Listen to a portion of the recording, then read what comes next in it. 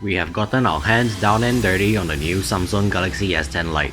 I'm pretty sure we're all familiar with Samsung S10's lineup, but hasn't the S10 lineup spread a little too thin? This is Jonathan here from techENT, and this is our review of the Samsung Galaxy S10 Lite. Samsung has launched the Galaxy S10 Lite in Malaysia with a price of 2,699 ringgit. So, what does it come with that it is significantly more affordable than the other S10 series? Let's start off with what we see right away.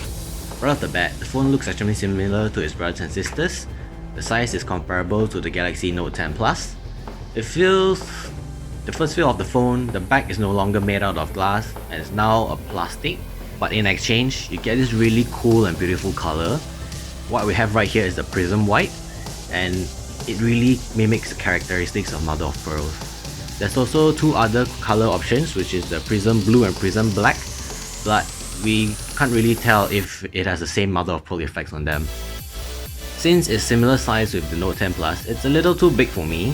It's hard to reach from one end to the other just by using one hand, but with two hands it fits nicely and I could easily navigate, well, with minimal movement. Another notable design is the huge camera bulge. It's quite annoying as you can't lay the phone on its back flat, but in this case your phone case would really help. But the phone case will also make the phone really bulky and fit into your pocket is quite annoying. Other parts of this design that seems to be lacked is the stereo speakers. Yes, the S10 Lite does not have stereo speakers, but it's not too bad as the single speaker at the bottom is loud and clear, but it just lacks the immersive experience that stereo speakers provide. The phone also does not come with a 3.5mm headphone jack, which is unexpected and disappointing, as the other S10 series came with a headphone jack. Next, shall we explore its hardware? Well, it runs Qualcomm Snapdragon 855 processor, which was last year's top-of-the-line processor. You get 8GB of RAM, which is plentiful, and there's also 128GB of internal storage. And of course, like most Samsung, it boasts expandable storage via microSD card up to 1TB. There's also two other variations holding a 6GB RAM with 128GB of storage and a bigger 8GB RAM and 512GB of storage. However, these variants are not available in Malaysia. Hardware isn't the only selling point of this phone, software is part of the package as well. As Samsung, One UI is a whole new world, yet it retains the familiarity that makes it a Samsung. The interface is easy to use. In fact, I can get used to it within a few hours of using it. Together with the launch of the One UI tool, Samsung has really stepped up its optimization for user convenience and improving the user experience. Fancy little software, but how does it perform? The performance of the S10 Lite is commendable. There was a little to no lags. It was mostly smooth running, even with two different apps running at the same time in split screen view or pop-up view. The phone still works smoothly without any hiccups.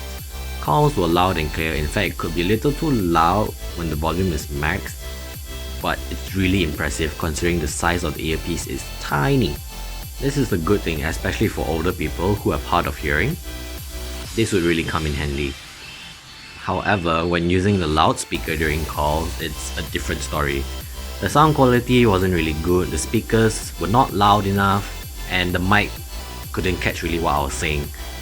In my particular case, I was driving and there was music in the background. However, I think that it will at least be audible enough.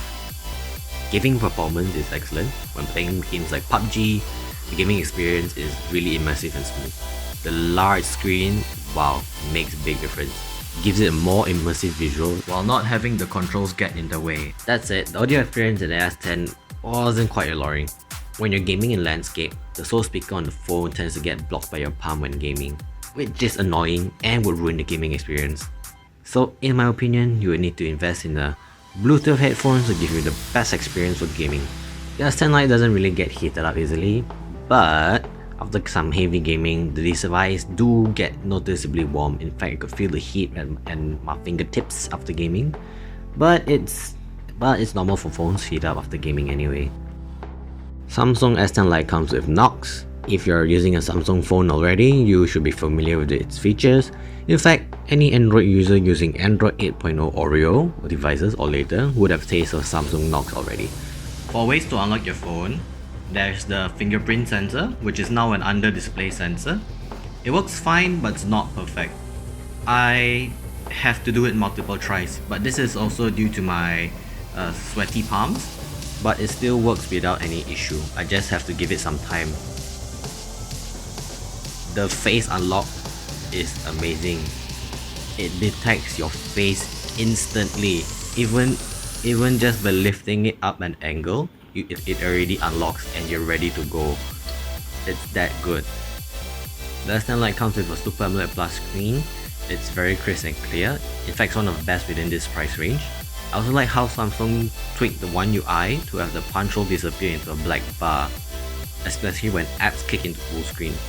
This is very appreciated while playing games, although this does not optimize when you're playing PUBG, so it's a bit annoying but it's not noticeable. The phone also has really thin bezels, that's a good thing, which gives you bigger screen to body ratio. But the bezels are too thin where I get my palms keeps getting in the way, so while holding the phone, the edge of my hands keep touching the screen, interrupting the video or the game that I'm playing, and it happens way too often that I'm annoyed by it. The camera. It's a big step up, especially for a phone within this price point. It has equipped itself with some really good cameras. It has a 48 megapixel main camera, a 12 megapixel ultra wide, and lastly a 5 megapixel macro lens. The selfie camera is also a better one with 32 megapixels. The color optimization is also really beautiful, giving it a very high saturation color in your pictures, and makes a picture very vibrant as well, bringing out the colors in the picture. To sum it up, would I recommend the phone? Maybe, but you should definitely consider the phone, as it still performs well. It gives you all you need in a phone: good camera, good battery life, good processor. It just doesn't come with fancy features that you expect on the flagship, like the wireless charging, the AGK tune audio. Instead of a 3.1 Type-C, you're getting only a 2.0 Type-C. But all in all, for what you're paying, I think it's a really good deal, just that it's a bit on the high end for this price range. Because there are other Chinese flagship manufacturers which gives you very similar specs at a slightly lower price. If you really have the money for it, then go for it. It's a really good alternative if you don't want a Chinese phone and retaining all the goodies of Samsung software, especially Samsung's One UI, which is very easy to use. That is all from me.